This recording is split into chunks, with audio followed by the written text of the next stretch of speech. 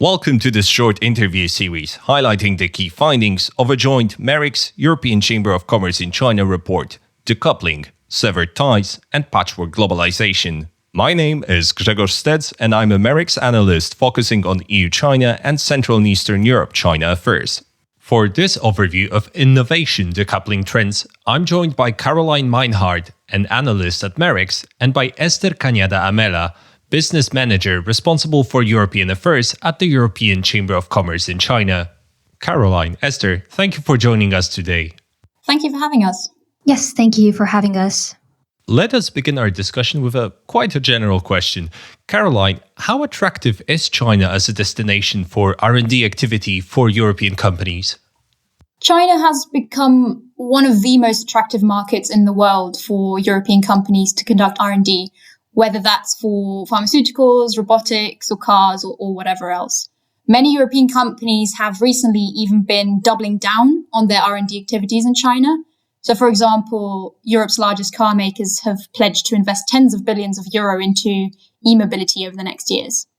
All that might seem a bit counterintuitive with all the talk of decoupling, but the fact is that China provides a really dynamic environment for R&D.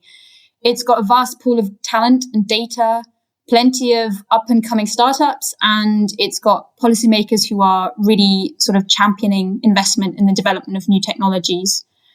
But at the same time, European companies are also observing that the obstacles to conducting R&D in China are growing. Some of these are short-term. So, for example, it's become harder for researchers to move around with the pandemic and ongoing US-China tensions. But others are more long-standing challenges like IP infringement, forced technology transfer, and barriers to the movement of data across borders. And so we found that many European companies are also really concerned about the tightening of Chinese export controls, which could in the future potentially prevent them from exporting the very technologies and IP that they develop in China out of the country. So European companies are having to balance the attractiveness of the market for R&D on the one side with the considerable and growing challenges on the other side. And given those challenges that you've just hinted at, what are the future prospects for European R&D activity on the Chinese market? So European companies are going to face some pretty difficult decisions when it comes to their global and their China R&D strategies. So one option they may have to pursue, if they haven't already done so, is localizing their R&D. That would mean that the technologies that they develop in China are developed for the Chinese market and stay in China.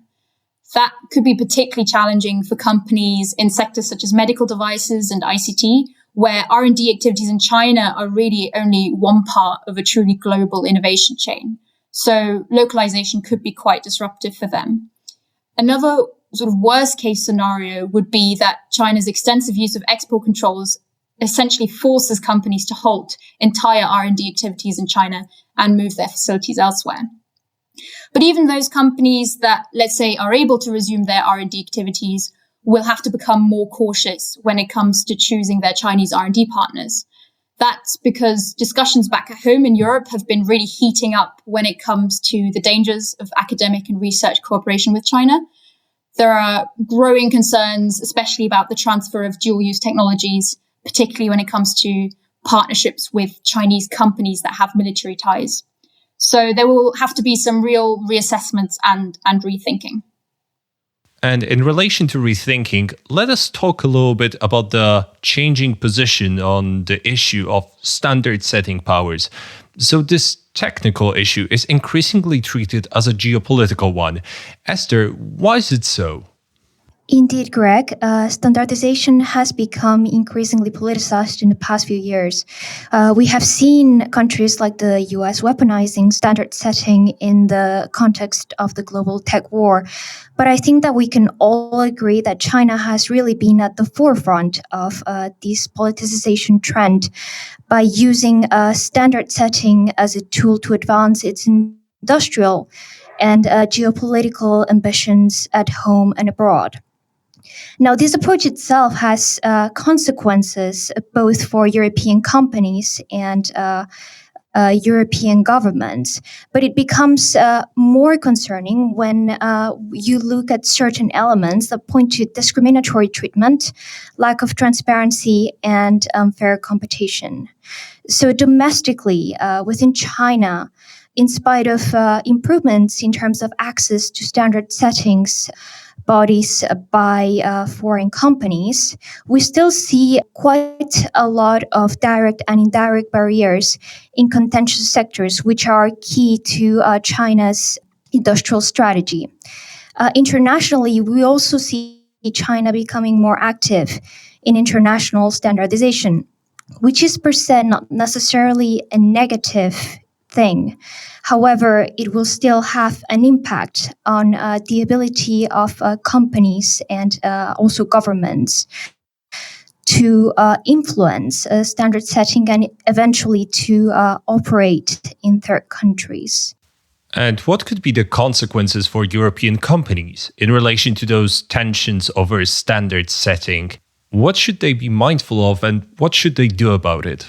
So for companies, the combination of access issues and China's industrial ambitions means that they could see their competitive edge dulled, not only in China, but also in third countries.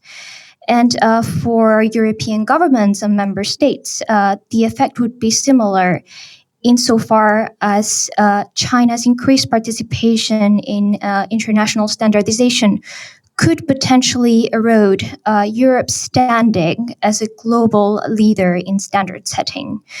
This is why we are recommending both European companies and European institutional stakeholders to become really aware of the relevance of standardization and to develop thought-out approaches to their engagement in standard setting, both in China and internationally. Esther, Caroline, thank you for the discussion. Thank you, Greg. Thank you, Greg. And for listeners, please be sure to read the full report for a complete picture. You can find it on websites of MERICS and of the European Chamber. Thank you, and until next time.